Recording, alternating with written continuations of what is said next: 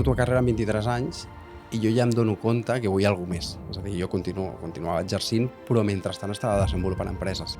Això és la bomba, això serà la bomba. I ho intentes desenvolupar i et dones que no és tan fàcil. Tu has detectat un problema i dius, ostres, amb aquesta idea jo solucionaré aquest problema. On morim tots? Que la idea segurament no és la correcta al principi. Anem a treballar amb la mosca soldà i comencem a veure que té molt de sentit. Només té sentit si reaprofites residus i subproductes. Tenim justament tot posicionat amb avicultura, aqüicultura i porcí. Després tenim la part de pet food, que justament és la que va fer aquest detonant. Es fa un engreix, pot ser que surt un cuc, i el que es fa doncs, és una part de processat. Fem farines, igual que la farina de peix, igual que la farina de soja. Què passa? Que aquella farina doncs, té molt de proteïna. Això m'ha funcionat. Estic rendint pràcticament un 8% més en garrins. Jo també vull. Benvinguts i benvingudes a Tres Quarts, el podcast itinerant que descobreix persones amb negocis i empreses. Com sempre, ens podreu trobar a YouTube, Spotify, Apple Podcast i podreu estar al dia de tot a través del nostre Instagram i TikTok, @tresquartspodcast. Marc Valls, com estàs? Valls Estafanell. Què tal, Jordi? Hòstia, moltes preguntes avui. Moltes preguntes per respondre. Anàvem camí a la zona d'entrevistar i ens anàvem sortint preguntes i hem dit, sobretot, les fem durant la gravació. No la trebalem abans perquè, si no, quedarà tot per dir. No al cotxe anant i tornant de l'entrevista. Exacte. A més, és un món que a mi em transporta, no sé per què, quan era petit. M'apassionava en certa manera, però avui l'òptica que li donarem és algo completament diferent. Sí. La mirada com a nen també té molt sentit. Molt bé, doncs entrem-hi. Som-hi, de cap. Va, som-hi. Bon dia, bona tarda, bona nit. Som Tres Quarts. Som Tres Quarts.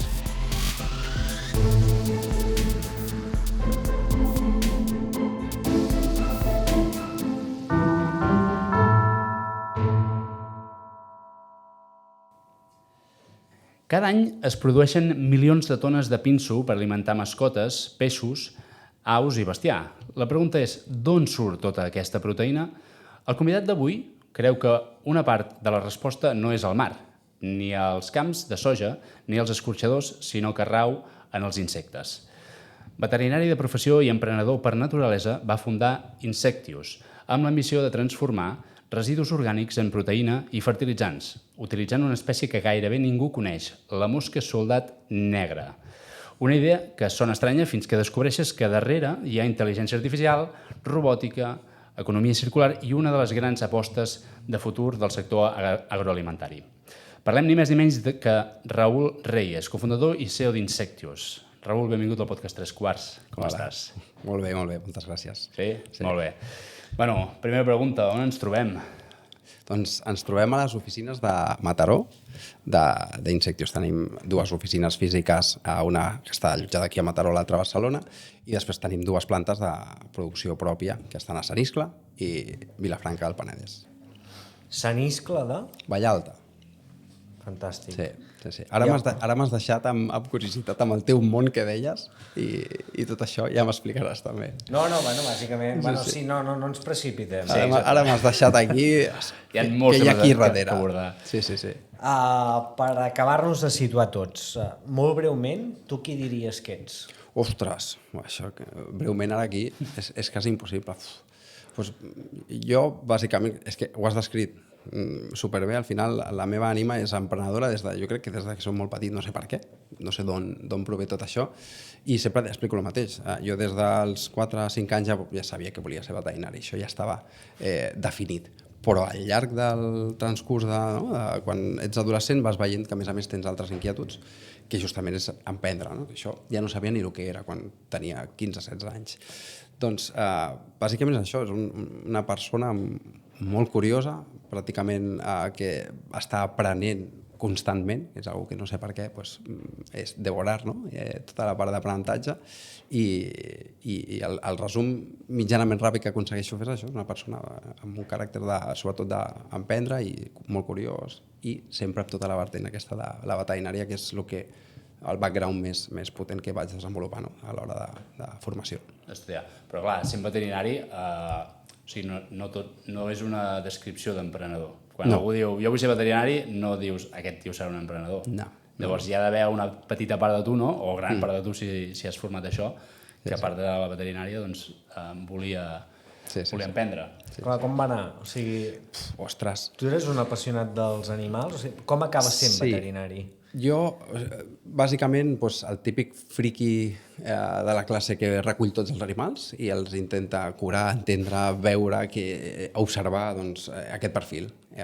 I aleshores, amb l'edat, sí que és cert que vas desenvolupant i el que et deia, no? Tens altres inquietuds i sobretot en el món d'empresa on hi havia una desconeixença tremenda. De fet, sempre explico el mateix. Dins de la mateixa carrera de veterinària només hi ha una assignatura, o quan jo estava cursant, no? Una assignatura d'empresa, que era macroeconomies. Allò no et dona formació per res. Però al final, com arriben allà és, això, sí que és cert, tens aquest amor pels animals, o entendre'ls, o acabar desenvolupant aquesta carrera que acabes fent, bàsicament per vocació, perquè és així. On vas estudiar veterinària? A la UAB, aquí a Bellaterra. A la UAB. És un clàssic, no? Veterinària a la UAB. És com referent. És que aquí a Catalunya no n'hi havia cap més. Vull dir, o havies d'anar fora... A Saragossa. Exacte, a Saragossa, a la part de València, a Madrid. És a dir, si tu no entraves aquí, sabies que havies d'anar fora, acomiadar-te de la família i anar a estudiar fora, perquè no tenies una altra opció. Ara sí que és cert que hi ha alguna part o alguna via d'intentar arribar d'una altra manera a la UAB o entrar en un altre tipus d'entrada.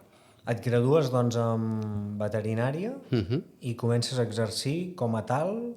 Quin tipus de... Ostres, clar, quan començo a exercir el 2011 o una cosa així i tornem a la història d'agafar 1000 bitxos, doncs aquí ja agafo també l'especialitat. A més, el que més m'agradava era la part quirúrgica, cirurgies, és a dir, quiròfan, i a més, tot tipus d'animals. És a dir, a part dels gossos i gats, tot el que mengen. Vull dir, era algo molt clàssic d'intentar curar tot el que pugui entendre com a animal. Això ja és... I va durar un temps, o sigui, digues.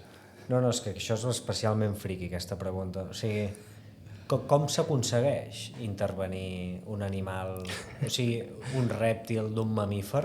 Hi ha patrons comuns que dius... Sí, clar, aquí al final... Biològicament no tenen absolutament res a veure. Correcte, sí, són molt diferents. Al final és formació que has d'anar moltes vegades, a més exòtics, o pràcticament autodidacta, o anar a algun lloc a fer estances, perquè hi ha molts rèptils que aquí no existeixen, o no tens contacte amb ells. Però al final aprens anatomia pràcticament de tot, i més quan estàs fent cirurgia.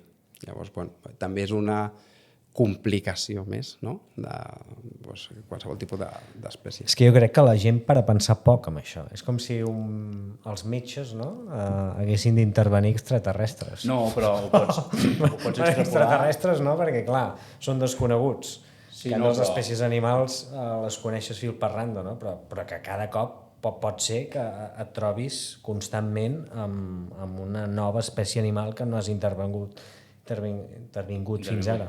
Clar, són d'especialitats, però es pot extrapolar a algun virus o bacteri del continent americà que aquí no tinguem, no?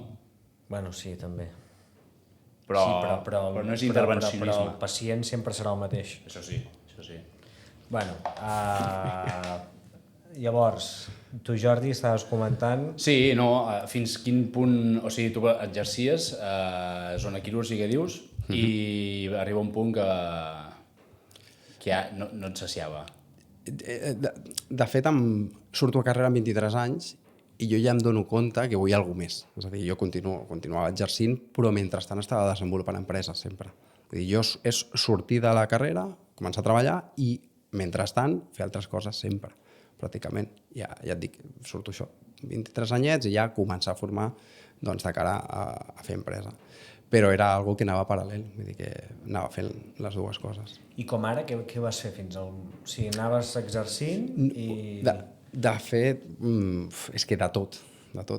Una de les primeres empreses que justament estava desenvolupant tenia a veure amb els insectes, que era el control biològic de plagues, mitjançant ladybugs, les marietes, qualsevol tipus d'insecte que pogués combatre com a lluita biològica, per exemple. Vull dir, aquella una de les primeres que vàrem fer, però bueno, era anar aprenent sobre la marxa, perquè al final és l'única manera que realment tens de fotre les hòsties i dius, vale, per aquí no era. Però tot era emprenent, eh? Sí. O sigui, Sí, era creant empresa, formant empresa, sí, sobretot molta formació doncs, amb incubadores, acceleradores, intentar entendre, perquè a mi ningú m'havia ensenyat ni sabia com es feia. O sigui, estaves fent micromàsters pel teu compte. Amb hòsties, correctament. Però ara, vist en perspectiva, sí que ho perceps com un aprenentatge clarament, però en el seu moment no t'ho plantejaves com, vaig a formar-me a nivell empresarial i muntaré això, sinó vaig a petar-ho amb aquesta idea. Vaig a intentar petar-ho. Correcte, sí. Era les típiques idees de bombardeo, no?, que tens de molt jove, de dir, això és la bomba, això serà la bomba, això serà tal... I ho intentes desenvolupar i et dones que no és tan fàcil, o sigui, és complicat. I alguna idea més? De fet, ja et dic, dins de... teníem una empresa que es dedicava a fer xarxes socials només per esportistes, per exemple. Vull dir, hi havia diverses coses, pràcticament totes doncs, anaven per terra. Al final és el que toca, és probabilitat. O sigui, inclús negocis que ja no tenien absolutament res a veure amb el món animal. Negocis de començar a treballar-los i ja està. I aquí tu què t'inquietava? El problema, al final, és a dir, els emprenedors ens enamorem generalment de la idea, és a dir, però perquè has vist un problema. Tu has detectat un problema i dius, ostres, amb aquesta idea jo solucionaré aquest problema. On morim tots? Que la idea segurament no és la correcta al principi. Tu dius, vale, aquesta és la idea. No, tu tens el problema. Doncs el que t'has d'enamorar és de solucionar aquest problema. La idea que tu has tingut és un vehicle que potser et porta una mica més a prop, però si tu la continues conservant i no vas lluny, que és el que ens passa a tots, i no canvies, no pivotes, no valides, allà és on mors. Llavors, tu tenies aquesta espurna, aquesta idea, però realment era perquè havies detectat un problema. En aquest cas, en el moment dels esports, era perquè justament estava fent bastant esport i veia que no s'estava connectant com s'haurien de connectar certs esportistes, amb el moment de les plagues, perquè jo sentia i veia que tenia a la part dels horts moltes plagues i sabia que hi havia maneres de combatre-les a nivell, en comptes d'utilitzar químics, aquests agents biològics, que és lluita total. Llavors, és detectar aquest problema i tu penses que és la teva idea la millor, i això és l'error comú de tots. I d'aquí com acabes muntant Insectius? Quin problema vas veure? Aquí entra el background de ja veterinària, és a dir, ja molt més madur a l'hora d'anys de treball i experiència, l'estem liant amb una empresa que justament era de consultes veterinàries online, on en altres països està desenvolupant-se i està treballant, però ens donem compte, primer que era estàvem transicionant, amb la qual estaves comissionant, era difícil de monetitzar si no tenies un volum, una massa crítica allà entrant. Mentrestant, estem detectant que amb aquestes consultes veterinàries, tot i que la gent entra, paga i està contenta, no hi ha volum necessari, però comencem a veure que hi ha certs problemes a nivell de nutrició. Hi ha 2 o 3 casos que això a clínica em dono compte que ho podem fer un maneig i solucionar amb proteïna d'insecte, gràcies a que és hipoal·lergènica. I allà és quan se'ns engega una mica la bombeta de dir, vale, un moment, espera't, jo conec tot a la part de nutrició, el sector, conec quins són els segments on podem entrar. I si fem això de la proteïna d'insecte, comencem a validar-ho. Llavors, validar era bàsicament una web, veure qui volia pagar, en aquell moment no teníem res, era veure si la gent entrava amb la mà a la butxaca i deia, escolta, jo pago per això. I a més, posàvem preguntes a dir, vale, per què vols pagar més? És perquè és més sostenible, perquè té un altre tipus de proteïna, etc. I anaven desglossant. I justament aquest swap que fem és perquè estem veient que hi ha un problema de nutrició i ja comencem a informar-nos que no només a nivell de mascotes, sinó a nivell de producció, que és justament la introducció del podcast, no? de totes aquestes tones de fish meal, totes aquestes tones de soja, com podem aportar nosaltres a nivell de nutrició. I és quan comencem a treballar amb la mosca soldat i comencem a veure que té molt de sentit. Quin era el cas pràctic Que us va permetre detectar... Eren casos de gossos amb intoleràncies alimentàries i fent els típics gossos que no acaben de fer fentes normalitzades, de fet, amb patologia gastrointestinal més cronificada, i era per culpa d'això, intoleràncies que es van donant. Llavors, van fer un maneig, que al final són manejos dietètics, l'animal millorava, millor humor, un propietari content, un gos content, i deia, doncs anem a estudiar què està passant amb aquesta proteïna d'insecte. Hòstia, curiós. I tu com és que tenies experiència? Al final, al treballar 15 anys o 16 anys amb tot això, a més de la part quirúrgica també tens background de visita. Al final, a nivell de nutrició, et venen visites de molts tipus. Vas aprenent a poc escolta, això funciona, això no funciona, això és important, això no és important. I la mosca soldat negre és l'insecte triat per ja... O sigui, hi va haver un estudi previ o ja se sabia que havíeu d'atacar? Vam començar amb dos, que era el Tenebri Molitor, que és el que pràcticament tothom coneix fa molts anys, que és el cuc de la farina, i aquesta mosca de soldat. Realment hi ha 4 o 5 o 6 que es poden industrialitzar, no? Però quan tu vas a producció, el que vols fer és justament intentar entrar en aquell mercat de tantíssimes tones, necessites velocitat, i la velocitat només ens la donava la mosca soldat. Estem parlant d'un animal que pot créixer en 10 dies i, per exemple, el Tenebri Molitor, si ho fas molt bé, estaràs potser en 80 dies. Llavors, clar, necessites pràcticament, o pots tenir 8-9 cicles per cada cicle de l'altre.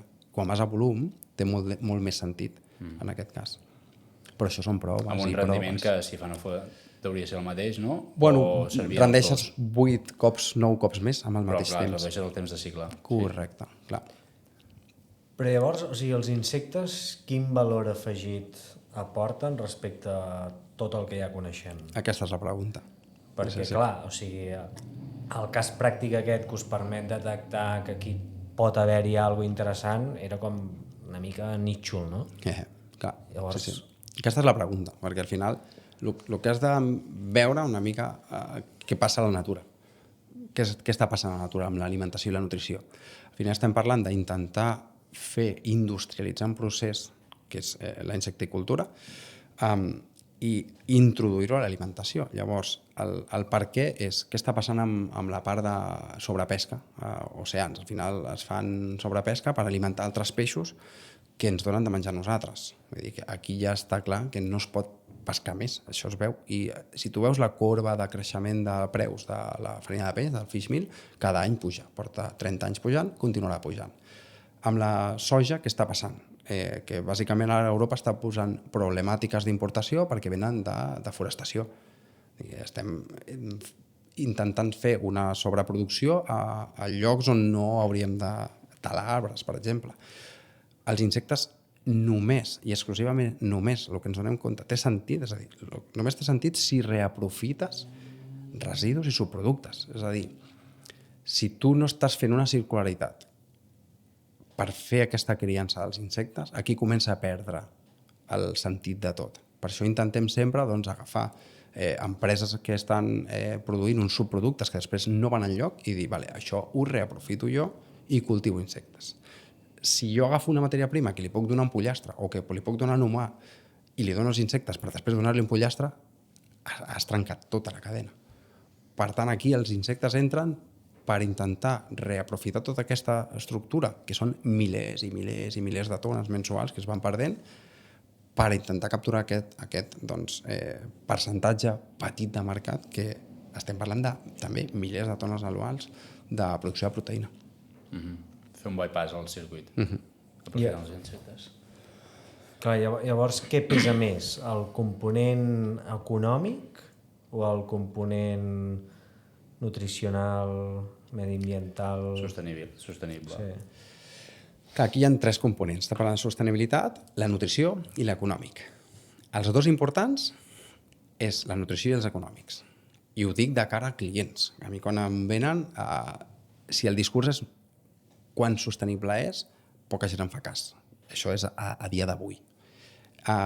Si té un aport nutricional superior, perquè estem parlant de quasi a vegades fem 2 dígits en percentatge, és a dir, quasi un 10 o un 11% més de producció, per exemple, en producció d'ous, ja té molt de sentit. Però si tu li fots un preu un 200% més alt que la soja, o que si vas a porcs, que el fish meal, qui t'ho compra? Ningú. Per tant, aquestes dues són justament la clau. Un preu on el ramader, perquè al final això anirà a ramaderia per alimentar altres tipus d'animals, pues que aquell preu sigui assequible i a més li faci rendir més. Llavors aquí és l'equilibri real on la insecticultura té tot el sentit. Sí, perquè al final la sostenibilitat és una cosa intangible que els humans el preu el notes, i si és que més nutricional no sé. Sí, sigui... No es veu tan fàcilment. Primer ha de ser sostenible econòmicament i després vetllar per tota la sostenibilitat. Al final, quan fas números d'empremta de carboni, tu et dones compte que és més sostenible que segons quin tipus de proteïna. Però si no tens aquest pes econòmic que té que realment el fa sostenible com a model, aquí tampoc té molt de sentit que li facis comprar a un altre client aquest tipus de proteïnes millor. Bueno, és que no em surten els números. Llavors, tot roda sempre a lo mateix. Al final, interès econòmic ha d'entrar, té millor qualitat nutricional moltes vegades que altres matèries primes, i a més, aquesta tercera pota, que estem parlant de sostenibilitat, té sentit? Doncs endavant. Abans d'entrar a fons amb Insectius com a negoci, acabem-nos de situar a nivell d'història en quant als orígens.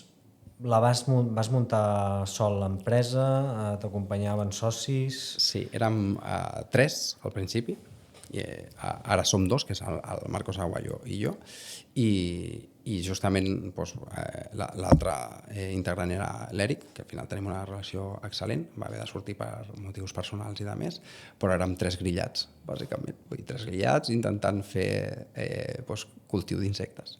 Tu l'únic veterinari? Sí. De fet, sí que és cert que jo de petit, com us deia, no? com a bon friqui, jo ja havia criat pràcticament 17-18 espècies d'insectes, perquè com tenia rèptils a casa i aus, doncs els havia d'alimentar, i jo el que feia és criar els meus propis insectes. És a dir, allà hi havia algú de coneixement, però quan hem de posar en marxa una industrialització, o sigui, allò no em va servir per res, bàsicament. Clar, perquè, un moment, parem aquí, perquè... O sigui, com criaves els teus propis insectes? A prova i error? I de cop, hòstia... A la meva habitació, imagina't. I no sé què. Sí, prova error i intentar formar-me jo a veure com es fa això. El grillo rubio, com es cria això, Cheta domesticus, o el que sigui. Sí, literalment així. Tanques a una caixa i a veure què hi ha l'endemà. Buscava quines eren les millors maneres, no, de produir. Sí. Però pensa en una caixa o un tàper o el que sigui, i després ara pensa en una granja amb centenars de milers de caps. Muntem Insectius, tranquils, nois, que jo ja he criat insectes... Podria anar, va anar una mica així. Va anar una mica així. Però no, de tranquils res. No farem res de clar, el Marcos, per exemple, que és un perfil d'enginyer, ell fa les preguntes adequades moltes vegades a l'hora d'escalar, que és on et dones compte que ha de tenir sentit perquè pugui escalar tot aquest procés, que és on el repte real de tot això és com industrialitzes això. A nivell un handmade, saps? Fer-ho a casa és relativament senzill, però que et surti bé repetitivament i d'una manera estable, aquí és on comencen a haver-hi els reptes reals. I trobeu referents amb els que emmirallar-vos i seguir el seu model? Pensàvem que sí.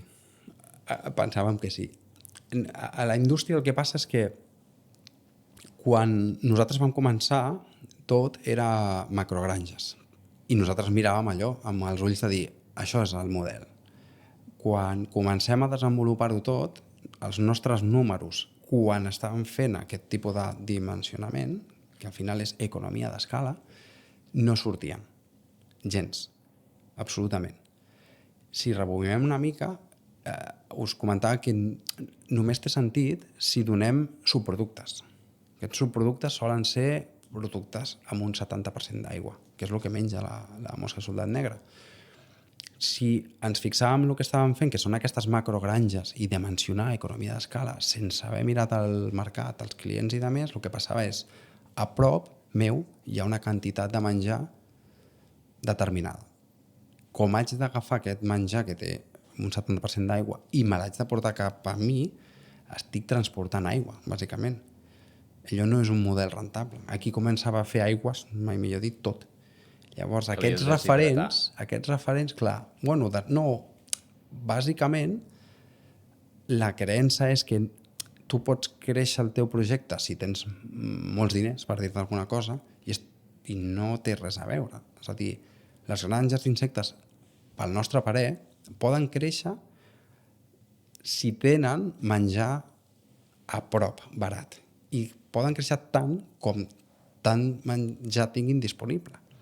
No quants diners tingui de fer aquí la cosa més gran del món, sinó si no tinc a l'abast menjar adequat sense haver de fer una quilometrada, els números ja no surten. Per això, quan dius de quina és la referència nostra, doncs vam començar amb empreses molt grans que tenien com a referents, i aquí, quan vam analitzar els models de negoci, dèiem no té sentit, això no té sentit, això no té sentit. I d'aquí neix una mica tot l'espíritu d'Insectiu, que és descentralitzar, és a dir, intentar fer les granges d'insectes el més a prop d'aquests subproductes, que és que realment és el que impacta el marge brut de manera més alta, el menjar. Clar.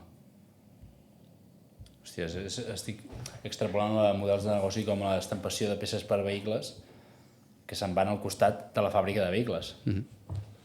Sí, sí. És un bàsic, sí, sí. I trieu un insecte com a tal, que és la mosca negra, això perquè detecteu que és l'ideal. Abans has comentat que n'hi havia com 4. Sí, de fet hi ha 6. Però això és arrel de mirar aquestes referències, no? Que estan basades més en aquest enfoc macro. Exacte, és donar-te compte en el volum que has de treure, i després una altra cosa molt important és que li pots donar pràcticament qualsevol cosa. És a dir, no has de mirar d'una manera excessivament quin material li estàs donant, perquè és una conversora nata. És a dir, tu li estàs donant aquells subproductes i saps que més o menys acabaràs tenint una matèria prima bastant homogènia, i això és gràcies també al tipus d'espècie que és. Al final fan una bioconversió d'una manera espectacular. De fet, sembla que estiguin dissenyades per això. Aleshores, com comenceu i en quin moment dius, ojo, que aquí ja crec que sí que hem tocat la tecla i potser hem creat la nostra pròpia referència? Clar, bàsicament amb errors. És a dir, quan comencem estem en una nau, ens estem donant compte que allò no escala, i justament el Marcos, que és el soci que us deia, ell diu, escolta, anem a intentar fer una mínima producció viable, és a dir, una unitat de producció, que al final és, en el nostre cas, contenidors de 40 peus, aquests que veieu amb els marítims, doncs aquests que veieu que van, els recondicionem, i allò és la nostra mesura. Per què? Perquè és modular. És a dir, si jo tinc més clients que em demanen més proteïna, el que faig és engego més contenidors. Si tinc una macronau, és impossible dir, no només funciona això. És molt difícil. En canvi, la nostra manera de funcionar és de manera modular. Aquest creixement ens permet sempre ser més previsors a l'hora sobretot de servir. I allò era sempre de cara a dir, com ho fem perquè tingui més sentit econòmic. I aquí és quan ens donem compte d'això, justament que no té sentit centralitzar-ho en la nostra indústria pel fet que depens d'aquests inputs de menjar, el feedstock. I com hauràs d'anar a buscar-los o posicionar-te molt a prop, la millor manera, sobretot d'impacte econòmic per produir, és situar-te a prop dels fons de residus.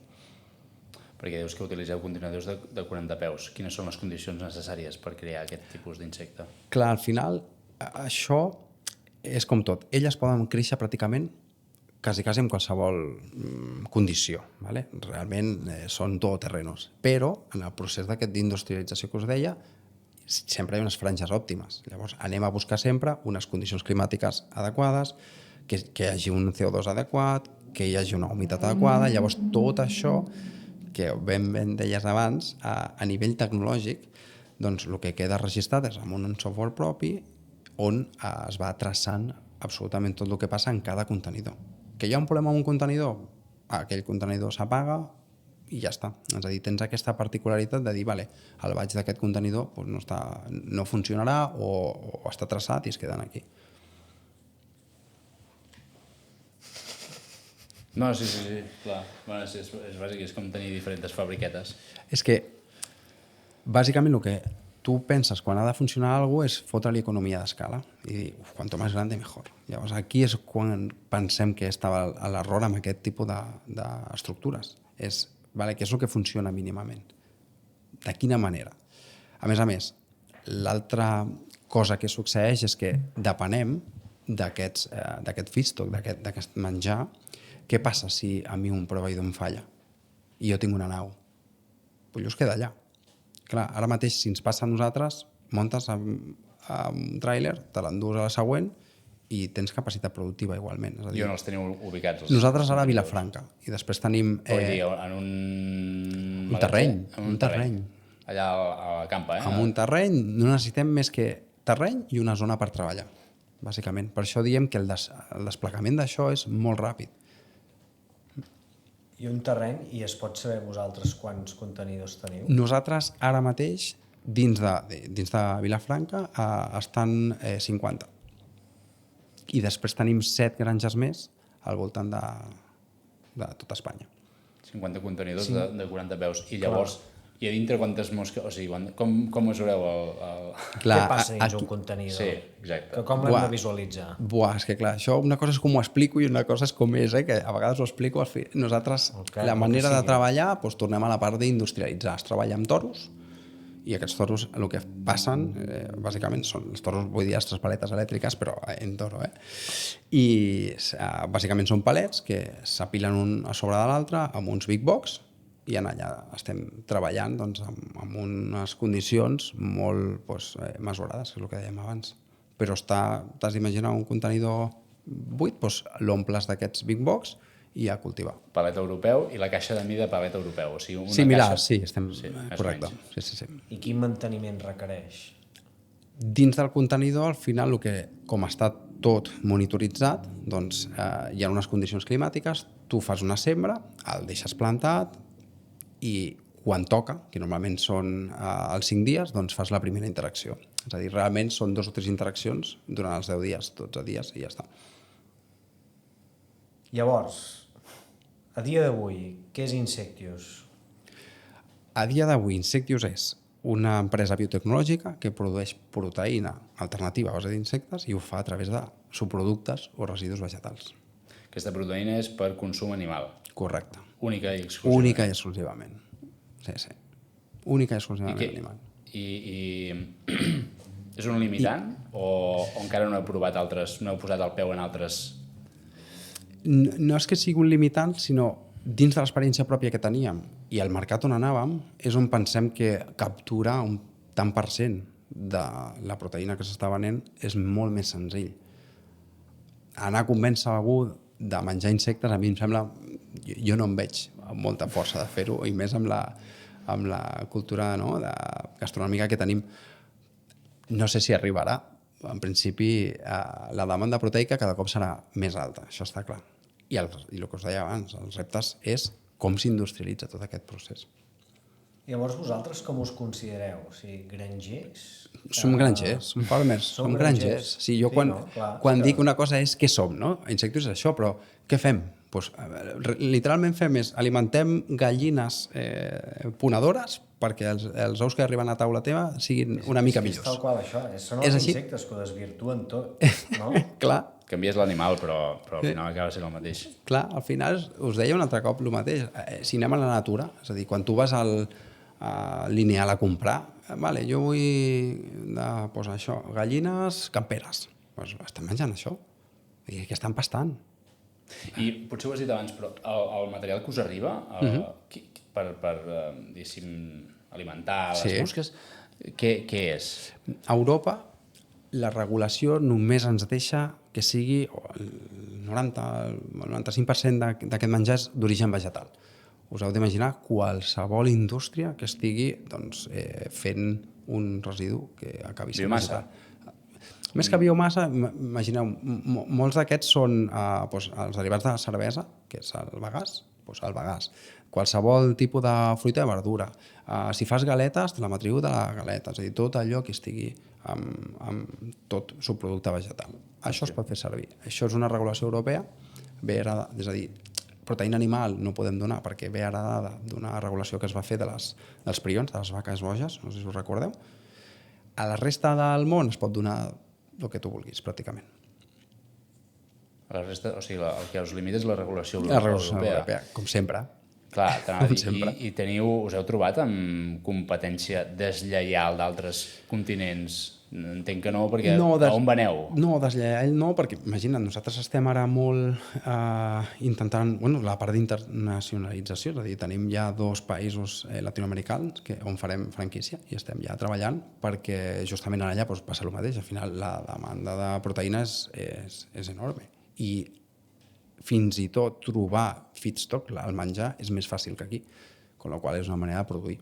Perquè no hi ha aquesta regularització. Exacte, sí. Aquí es produeix amb aquestes normes i ja està, tampoc és una problemàtica. Al final tots juguem a Europa amb les mateixes normes. Actualment, quina seria la magnitud del negoci? Nivell d'estructura, equip? Nosaltres dins de l'equip ara som 17, som justament ara 17 persones i justament la part més gran, diguéssim, està a granja. Els altres estem treballant a oficina com obrir mercat. Penseu que l'altre repte fort també és desenvolupar el mercat, perquè al final tu saps que et compraran proteïnes si entres a un preu, però una mica el que deies, no? Estem parlant d'una proteïna nova, novell, i que s'ha de provar abans. Pràcticament tots els ramaders no t'ho compren perquè sí, t'ho compren perquè ho han provat. Per tant, has de fer aquesta feina prèvia de dir, ok, anem a treballar junts. Jo et proposo fer aquest deal, anem a fer aquest estudi i tu mesura-ho tot. L'únic que et demano és que jo et venc això i tu venc a un preu X, però anem a mesurar, anem a fer un estudi del que et passa. Allà és on es donen compte que comença a tenir sentit fer servir aquest tipus de matèries primeres. Així és com esteu venent actualment, eh? Aneu a buscar ramaders. Sí, al consumidor directe, pràcticament. O sigui, el vostre client són ramaders, tots, el 100%. Sí. Quin tipus de ramader?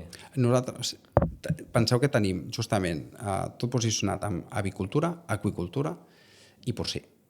Aquests són les 3 vertents que tenim per la part proteica, sobretot. Després tenim la part de pet food, que justament és la que va fer aquest detonant, que us dèiem, però on veiem el mercat molt més gran és aquests 3 sobretot en el porcí. Verticals. Perquè aquí a Catalunya no us l'acabeu. No, és que hem arribat a un punt on justament la part de contractual que tenim, els contractes lligats, no podem, no arribem. O sigui, realment... No arribeu al mínim que us demana. No arribem a... Exacte. És a dir, estem en una fase de creixement de cara... Hem de ser eficients donant i servint.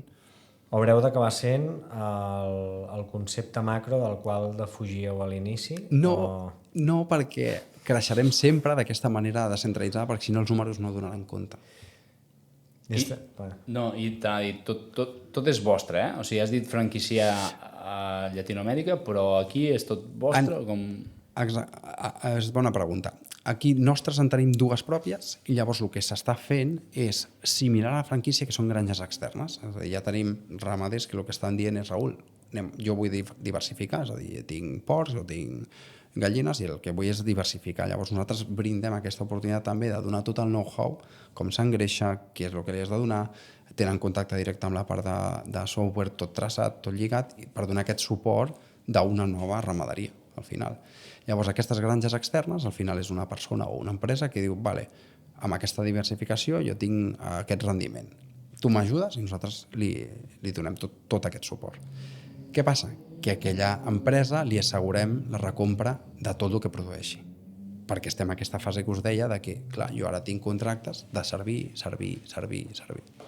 Val, és que aquest era el dubte que tenia de si el model franquícia, bàsicament, vosaltres us acabàveu convertint en l'únic client del franquiciat. És a dir, tu munta la granja, produeix-me els insectes, i jo t'acompanyo en el procés, però tranquil que no hauràs de sortir a vendre. Que tens la compra, correcte. Sí, això és al final no estem inventant res, tot el contrari, vull dir, és veure què passa en porcí o fins i tot amb vaques, i sí, amb vaques, i fer o emular el que estan fent, que és assegurar aquella recompra perquè el ramader estigui tranquil també de que no ha d'anar al lloc a buscar clients.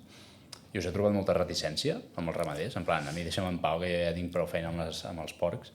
Clar, el que hem trobat és el contrari, és a dir, no anàvem a buscar ningú, de cop i volta el que és la web és jo vull fer-ho, com puc fer-ho, no hi havia aquest model neix perquè hi ha gent que ens ho demana i de dir, escolta, un moment, vale. Podem ensenyar a gent que ho faci i que hi hagi més granges, que és el que té sentit. Al final no hi ha una sola granja de porcs, però tampoc té sentit fer la macrogranja més grande del món, perquè al final és anar depositant i que hi hagi multi-location o aquesta centralització per poder produir.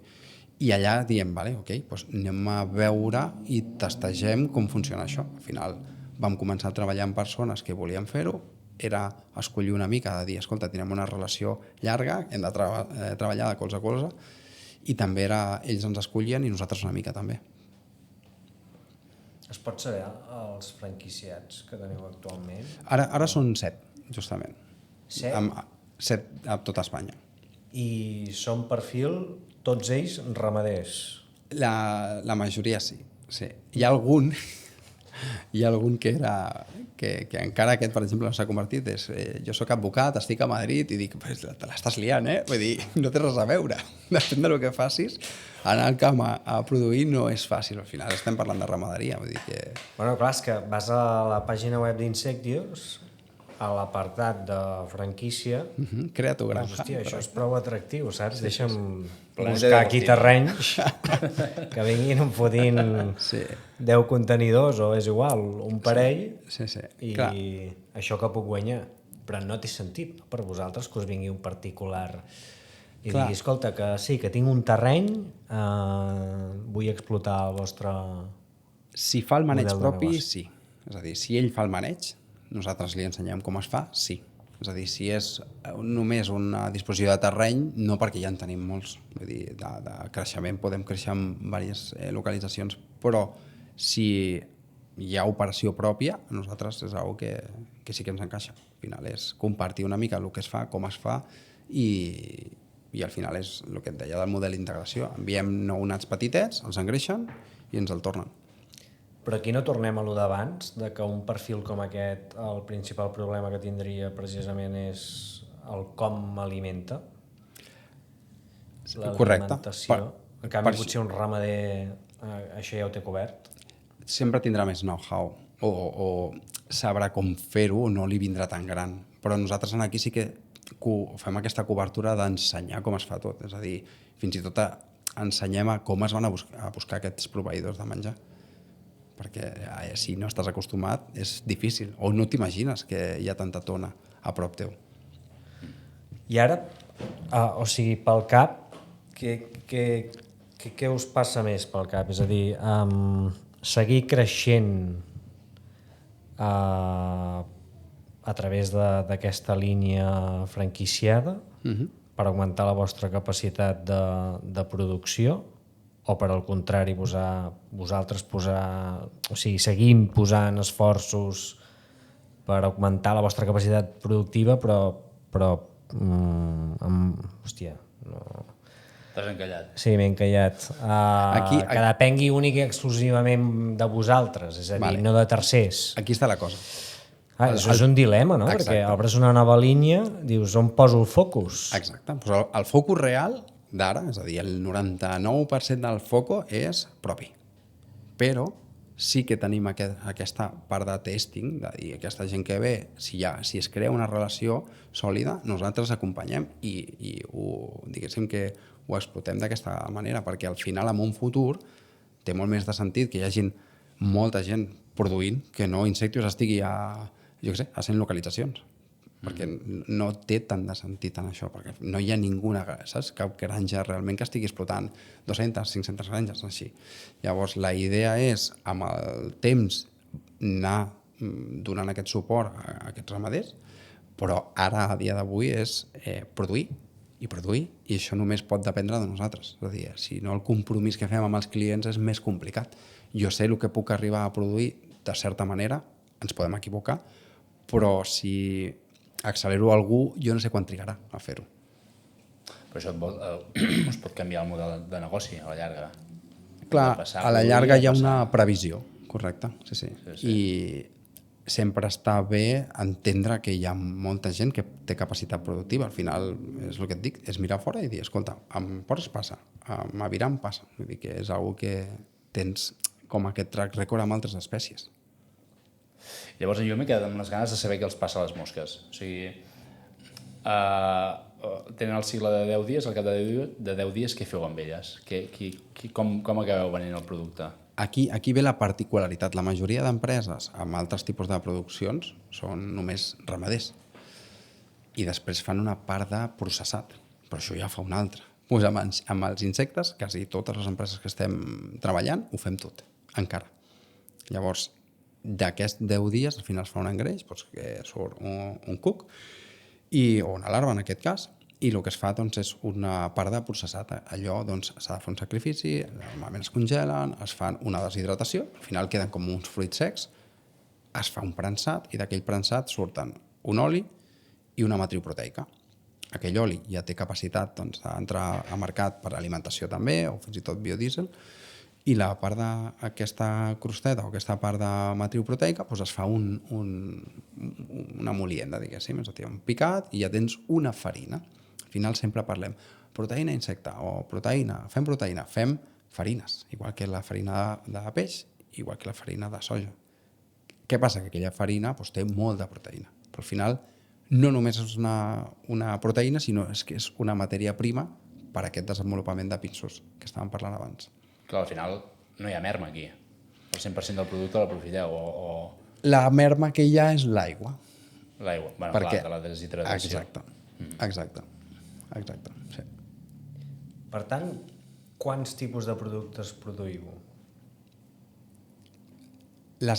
Sí, hi ha 3 verticals. Ara us he dit dues, que és aquest oli i la farina, però al final són cucs que els hi donem de menjar. Pues algú ha de fer aquest menjar, no? Al final allò es converteix en unes femtes. Què passa? Que aquestes femtes, aquest tipus de femtes que es fan servir a insecticultura, són molt nutritives per la terra. Llavors fas un fertilitzant. Aquesta és la tercera vertical que nosaltres produïm, que et ve ja doncs, de col·lateral. És a dir, estan menjant, doncs, hauran de facar. Aquell fertilitzant es fa una sèrie de modificacions i es col·loca un altre cop doncs, per agricultura, en aquest cas. És a dir, són productes orgànics que entren de nou a la cadena per produir doncs, altres tipus de vegetals, en aquest cas. Per tant, intentant tancar la cadena que dèiem d'alimentació. I els ramaders que acaben comprant més? Clar, la part de ramaderia el que vol és, tu t'has d'imaginar, ells estan alimentant animals i volen rendir més amb nutrició sense que els afecti gaire a la butxaca. Per tant, el que compren és tota la part d'insect meal, la farina d'insecte. I estem parlant que, o sigui, els ramaders, per exemple, a nivell de carn, estem parlant de pollastres, vaques... Les vaques, passava això que us comentava dels prions, per tant, tots els poligàstrics, vaca, ovella, cabra, no es pot donar, perquè hi ha una normativa que així ho diu, però també les verticals que us deia abans, d'aqüicultura, pràcticament qualsevol peix, broils d'engreix, que serien pollastres, o gallines ponedores, que seria tota aquesta part d'aviram, i la part de porcí. Clar, suposo que la part de ramaderia agafa més la part de carn i la part de no sé, jardineria o... Agricultura. Sí, agricultura. La part de femta i tot el fertilitzant. O sigui, estem parlant de que una tonyina...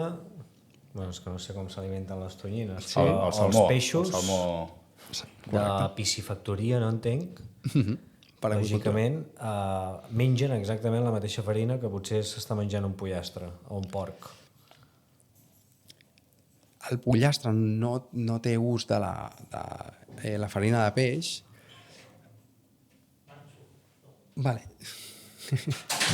El pollastre no té... és a dir, no consumeix aquesta farina de peix, però, per exemple, amb els porcs sí. És a dir, estaríem menjant el mateix. Què passa?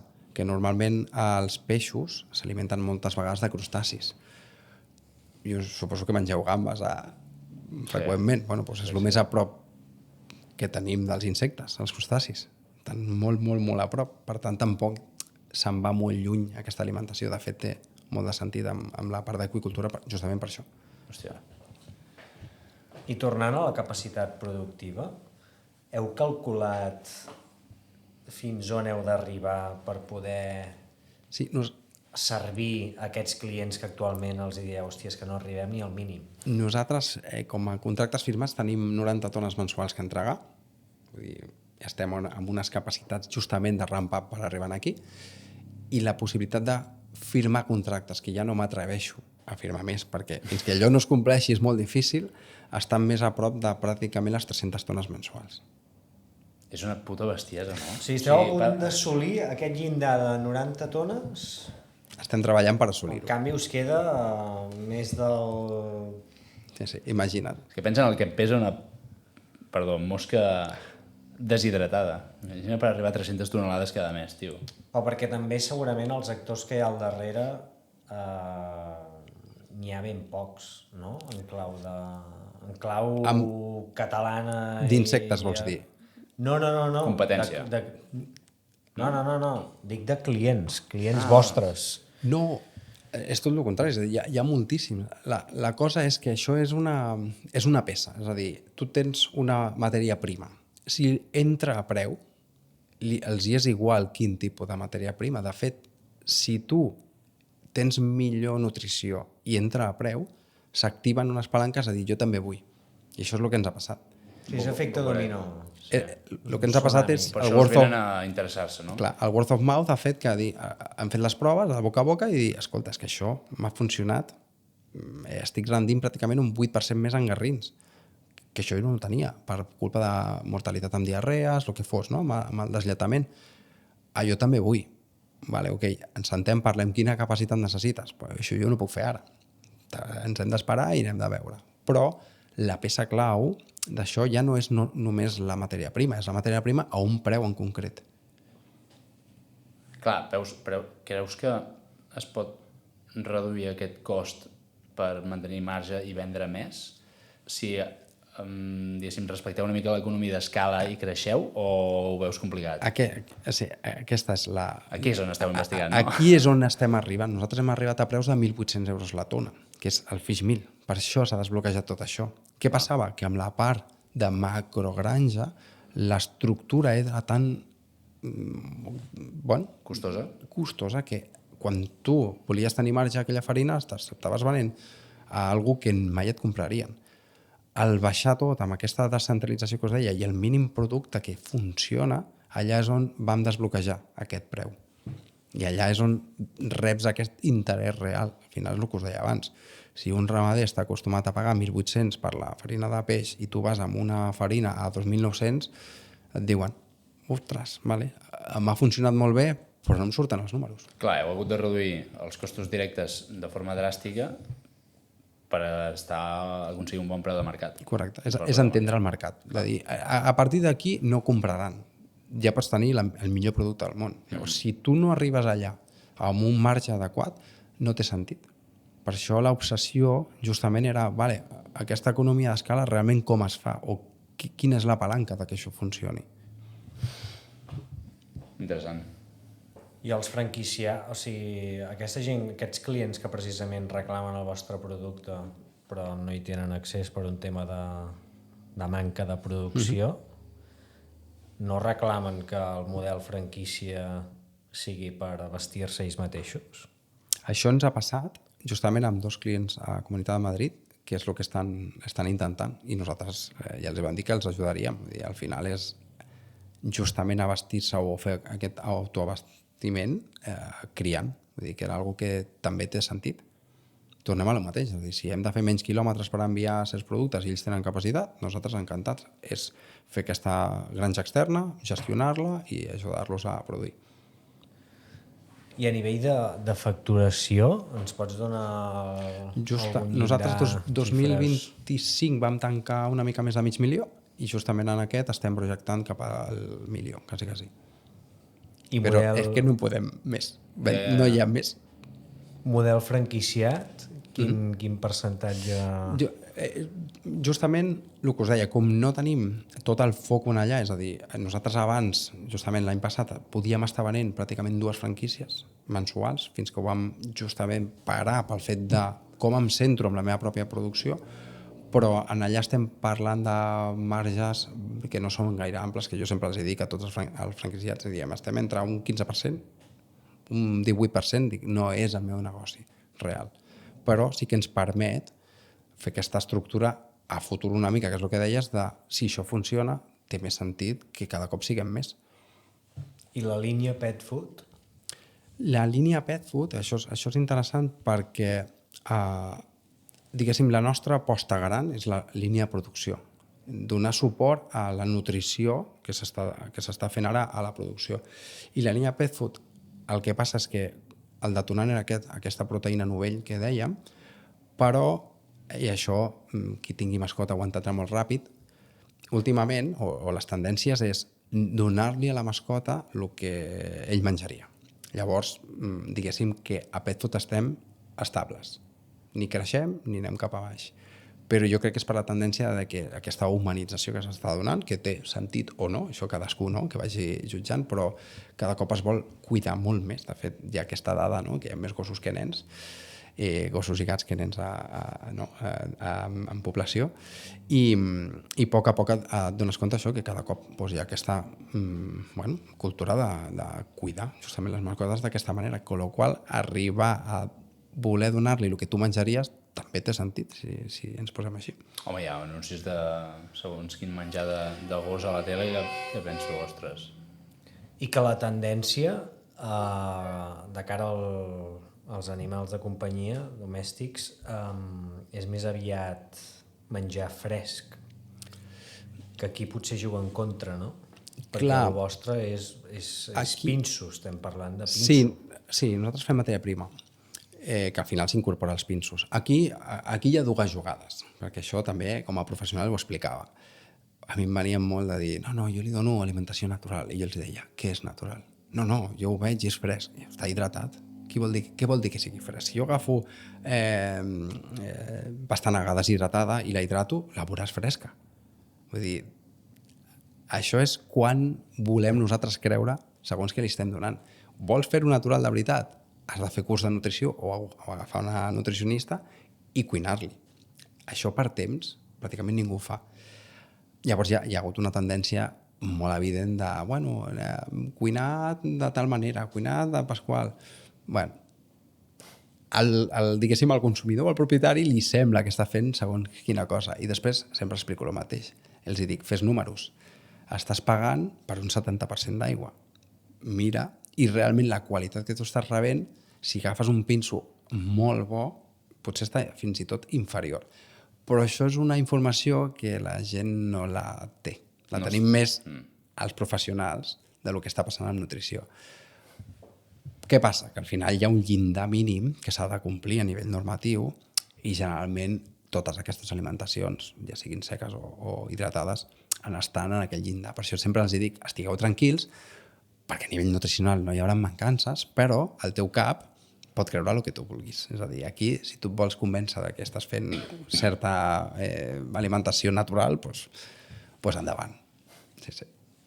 Ja veig que com a veterinari no ets especialment partidari, no?, d'aquesta línia... Ni partidari ni no. És que t'ho pregunto perquè jo tinc gos. Estic especialment interessat. Clar, jo dono les dades, però sempre que hi hagi aquesta informació i consciència del que s'està donant, bàsicament. A mi el que, entre cometes, molesta és que es vengui com a algú natural que ho acabo de fer ara. És a dir, no hi ha res realment natural de veritat si no ho acabes de cuinar com a producte fresc.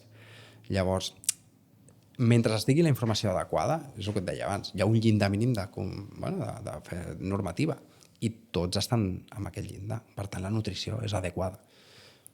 L'únic que has de saber és això. Què passa? Que hi ha propaganda... Clar. La propaganda conté unes coses i no unes altres. I I al final, no, amb aquest tipus de podcast hi haurà molta gent que estarà entenent què és el màrqueting. Si tu et capten a Instagram baixant, el 50% del marge està posat en que t'han captat, no en producte. I això ho ha d'entendre tothom. Vull dir que qui et va buscar d'aquesta manera és que està fer un pay important per anar a dir, vale, ara seràs el meu client. Llavors has d'entendre que potser la capacitat nutritiva d'aquell producte, per molt que el màrqueting m'hagi captat d'una manera o m'hagi enamorat, Manca. O no és tan bona. Jo crec que si... amb aquest discurs crec que ja li pots preparar un sac al Marc que se l'emporta pel seu gos. No, és que tot just he fet gestions recentment per canviar la dieta. Has fet passos. I ara estic veient que Tu em preguntes. li dono menjar Bueno, tu em preguntes. deshidratat, hidratat, De tot. tot al mateix moment. Tu m'envies WhatsApp i ho mirem al moment i ja està. Ja parlarem, ja. Bueno, recta final. Sí. A 3 anys vista, quin horitzó visualitzes? Doncs, o sigui, si mirem el que està passant, intentar continuar treballant aquests clients que us deia, al final, diguéssim que el creixement nostre està correlacionat directament amb els clients, és a dir, faig un sprint, un ramp-up, si hi ha un client que vol pagar. Per tant, ara, tal com està dimensionat, pràcticament estan 3 zones localitzades per fer un creixement propi i justament és el que està dimensionat per 2029. Intentem, com a no, ser referència i sobretot divulgar què estem descobrint, que això ho fem sempre, és a dir, agafem xarxes i expliquem què és el que està passant, perquè entenem que el discurs amb un tipus de sector nou, si no et canvia durant els anys, és que estàs aprenent poc, o com a mínim no ho estàs compartint. I nosaltres som molt d'intentar ser oberts i compartir de tot el que estem descobrint i que potser el que us deia al principi abans, hem començat per un lloc que no era, i no fer vergonya de dir, no, això que deia, mira, hem descobert que és d'una altra manera. Per tant, ja et dic, la idea és continuar sent una mica referència a nivell nacional del que estem fent i divulgar-ho, perquè la gent també aprengui. També està bé aquesta branca.